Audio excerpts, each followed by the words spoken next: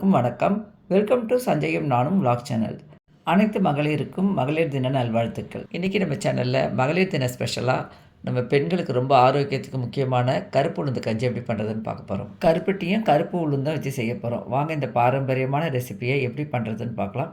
Video பிடிச்சிருந்தால் like பண்ணி சஞ்சயம் நானும் விலாக் சேனலை சப்ஸ்கிரைப் பண்ணிக்கோங்க. கருப்பு உளுந்தோட ஹெல்த் பெனிஃபிட்டை நம்ம செய்யும் போதே பார்க்கலாம்.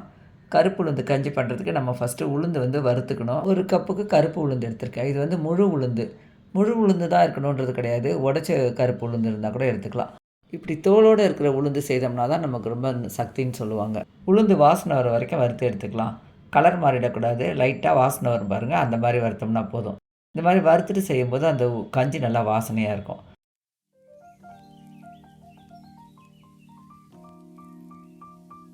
உளுந்தோட வாசனை நல்லா வர ஆரம்பிச்சிருச்சு. இந்த அளவு வறுத்தோம்னா போதும். இப்போ இதை எடுத்து அப்படியே ஒரு பிளேட்டில் மாற்றிக்கலாம். உளுந்த பிளேட்டில் மாற்றிட்டு அதே பேன் வச்சுருக்கேன்.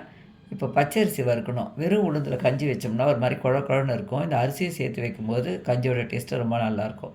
2 ஸ்பூன் மாத்திரம் பச்சரிசி சேர்த்துருக்கேன். இந்த அரிசி நல்லா பொரியணுங்க. பொரியிற வரைக்கும் வறுத்து எடுத்துக்கலாம்.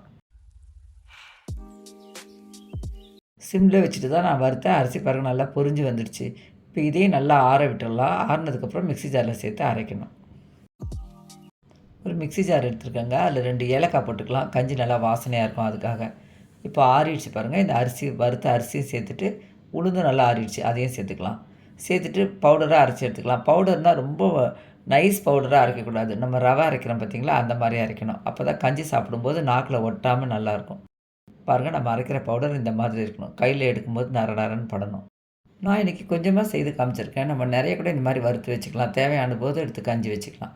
இப்போ இதை நான் வேறு ஒரு பாக்ஸில் மாற்றிட்டு இப்போ கஞ்சிக்கு எவ்வளோ வேணுமோ அவ்வளோ மட்டும் எடுத்துக்கிறேன். ஒரு சின்ன பவுல் எடுத்துருக்கேன். இதில் 1 கப்புக்கு நம்ம அரைச்ச பவுடர் எடுத்துருக்கேன். இப்போ நான் 1.5 கப் அளவுக்கு அதே கப்பில் தண்ணி எடுக்கிறேன். நம்ம 2 கப்பு கூட தண்ணி எடுத்துக்கலாம். இந்த பவுடரை கட்டி இல்லாமல் நல்லா கரைச்சி எடுத்துக்கணும். இந்த மாதிரி கரைச்சி வச்சுக்கலாம். இது இருக்கட்டும். இப்போ வேறு ஒரு பவுல் எடுத்து கேஸ் ஸ்டவ்வில் வச்சுருக்கேன். உளுந்து பவுடர் எடுத்த பாருங்கள். அதே கப்பில் 2 கப்புக்கு தண்ணி ஊற்றிக்கிறேன். இந்த தண்ணி நல்லா கொதிக்கணும். தண்ணி கொதிக்கிறதுக்குள்ளே நம்ம இப்போ வெல்லம் கரைக்கணும். அதுக்கு ஒரு கெட்டலில் கொஞ்சமாக தண்ணி வச்சுருக்கேன். இது கருப்பட்டி இருந்தால் நீங்கள் எடுத்துக்கோங்க, இல்லைனா வெல்லம் கூட சேர்த்துக்கலாம். என்கிட்ட கருப்பட்டி இருந்தனால செய்திருக்கேன். கருப்பட்டியும் உடம்புக்கு ரொம்ப நல்லது. இது நல்லா கரையணும், அவ்வளோதான். பாகுபதெல்லாம் எதுவும் கிடையாது. தண்ணி நல்லா கொதிச்சதுக்கப்புறமா நான் கரைச்சி வச்சுருந்தேன் உளுத்தம்பருப்பு பவுடரை சேர்த்துருக்கேன். கொஞ்சம் நேரத்துக்கு நம்ம நல்லா கலந்து விடணும். நம்ம கரைச்சி தான் சேர்த்ததுனால அவ்வளோவா கட்டிப்படாது. இருந்தாலும் கட்டிப்படாத நல்லா கலந்து விட்டுக்கிட்டே இருக்கணும். இப்படியே கலந்து விட்டுக்கிட்டே இருக்கலாம். கொஞ்சம் நேரத்துலேயே வெந்துடும். இது வேகிற நேரத்தில் கருப்பு உளுந்தோட ஹெல்த் பெனிஃபிட் என்னன்னு பார்க்கலாம். கருப்பு உளுந்து எதுக்கெல்லாம் நல்லதுன்னு பார்த்தோம்னா, இடுப்பு வலி, முதுகு வலி, அப்புறம் கை கால் மூட்டு வலி, இந்த கருப்பு உளுந்து கஞ்சி சாப்பிட்றதுனால இந்த மாதிரி வலியெல்லாம் வராமல் இருக்கும். பொதுவாகவே பெண்களுக்கு எலும்பெல்லாம் பலமாக இருக்கிறதுக்கு இந்த கருப்பு உளுந்தில் கஞ்சி வச்சு சாப்பிடலாம், களியெல்லாம் செய்து சாப்பிடலாம். நம்ம ஊரில் பார்த்திங்கன்னா பெண்கள்லாம் பூ பெய்கிற காலத்தில் இந்த மாதிரி உளுந்தில் ஏதாவது கஞ்செல்லாம் வச்சு கொடுப்பாங்க, இல்லை பவுடர் பண்ணி அதை லட்டு மாதிரிலாம் செய்து கொடுப்பாங்க. ஆனால் பசங்களுக்கு அதை சாப்பிட்றதுக்கு கொஞ்சம் கஷ்டப்படுவாங்க. நம்ம தான் அதோட நன்மைகளை எடுத்து சொல்லி அவங்களையும் சாப்பிட செய்யணும். அந்த மாதிரி மட்டும் இல்லாமல் சாதாரணமாகவே இந்த மாதிரி கஞ்செல்லாம் நம்ம சின்ன வயசுலேருந்தே குழந்தைங்களுக்கு கொடுத்து பழகிட்டோம்னா அவங்களும் நல்லா சாப்பிட்டு பழகிக்குவாங்க. உடம்புக்கு ரொம்ப நல்லது. இதில் சும்மா ஒரு சிட்டிக்கே சால்ட்டு போட்டுக்கலாம். அப்போ அந்த இனிப்பு நல்லா எடுத்து கொடுக்கும். கருப்பட்டி நல்லா கரைஞ்சிடுச்சிங்க. அதை அப்படியே ஃபில்டர் பண்ணி விட்டுருக்கேன். நல்லா கலந்து விட்டுடலாம். கருப்பட்டியோட ஹெல்த் பெனிஃபிட் என்னென்னு பார்க்கலாம். கருப்பட்டியில் கால்சியம் சத்து, அயன் சத்து நிறையா இருக்குதுன்னு சொல்கிறாங்க.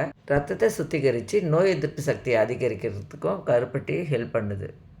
சின்ன கப்பில் 1 கப்புக்கு தேங்காய் பூ சேர்த்துருக்கேன். இப்போ அந்த தேங்காய் பூவை நான் சும்மா சேர்த்துருக்கேன். நீங்கள் கொஞ்சமாக நெய்யில் தேங்காய் பூ ஃப்ரை பண்ணிவிட்டு கூடவே கொஞ்சம் நட்ஸும் ஃப்ரை பண்ணி போட்டிங்கன்னா நல்லாவே வாசனையாக இருக்கும்.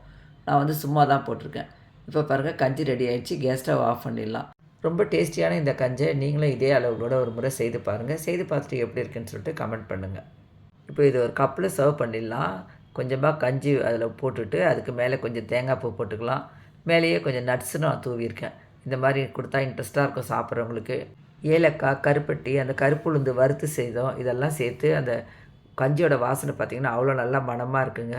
கண்டிப்பாக ட்ரை பண்ணி பாருங்கள். இது வரைக்கும் சஞ்சயம் நானும் விலாக் சேனலை தொடர்ந்து பார்த்து சப்ஸ்கிரைப் பண்ணி சப்போர்ட் பண்ணி கமெண்ட் பண்ணுறவங்க எல்லாருக்கும் ரொம்ப ரொம்ப தேங்க்ஸ். இப்போ தான் ஃபர்ஸ்ட் டைம் சஞ்சயம் நானும் விலாக் சேனலை பார்க்குறவங்களா இருந்தால் சப்ஸ்கிரைப் பண்ணிக்கோங்க. கூடவே இருக்க பெல் சிம்பிளை கிளிக் பண்ணிக்கோங்க. அப்போ நான் நெக்ஸ்ட் நியூ வீடியோ போஸ்ட் பண்ணது உங்களுக்கு நோட்டிஃபிகேஷன் வந்துடும். வீடியோ பிடிச்சிருந்ததுன்னா மறக்காமல் ஒரு லைக் கொடுங்க. இந்த வீடியோவை உங்களுக்கு பிடிச்சவங்களோடய ஷேர் பண்ணுங்கள்.